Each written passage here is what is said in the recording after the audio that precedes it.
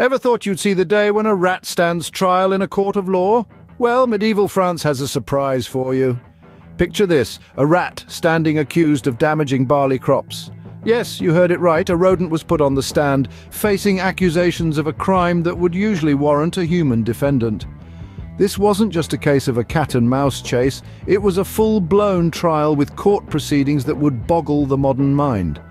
But in a world where even animals could be held accountable, the absurdity of the situation was lost on no one.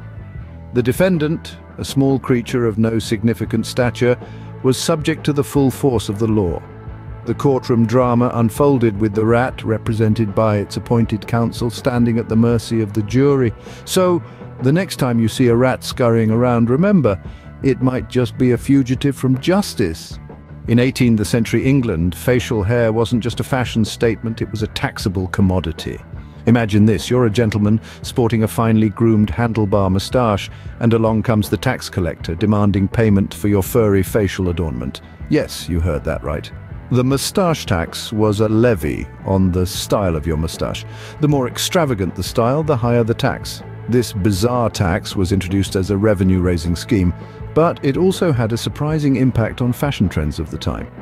Many opted for the clean-shaven look to avoid the tax, while the more rebellious, or perhaps the more wealthy, continued to sport their flamboyant moustaches. Tax be damned. So next time you're grumbling about filling in your tax return, just be glad you're not being charged for the style of your facial hair. And you thought your tax return was hairy. In Basel, Switzerland, a chicken found itself in a real peckly for laying an egg that was deemed too large. Yes, you heard it right, a chicken was on trial not for crossing the road but for witchcraft. The local folks were convinced that the unusually large egg was a sign of sorcery. The talk of the town was that this chicken was not just an ordinary layer, but a witch in disguise. Even the cluck of this chicken was subjected to close scrutiny, with some claiming it to be a secret witch's cackle. The public reaction to the case was as varied as the sizes of eggs in a farmer's basket. Many were amused, others were genuinely concerned about the poultry witchcraft. The courtroom was filled with a mixture of bewilderment and hilarity as the trial progressed. So remember, size does matter, at least when it comes to chicken eggs in Basel. From insatiable appetites to stolen cow tongues, the courtroom has seen it all.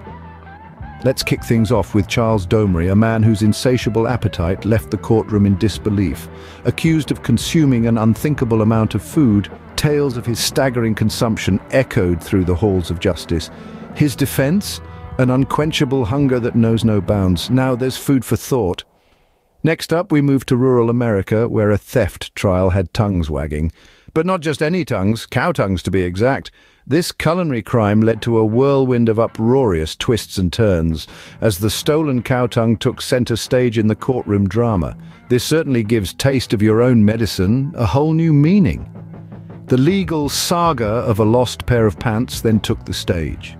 A simple dispute between a dry cleaner and a customer escalated into a multi-million-dollar lawsuit, proving that even the smallest claims can have trouser-splitting consequences. It seems in this case the customer was not always right. Our journey then winds back to the 17th century in Europe, where turkeys were causing a ruffle. Accused of disruptive behavior, blocking traffic and intimidating locals, these feathered defendants faced peculiar charges in a trial that had the courtroom in a flap.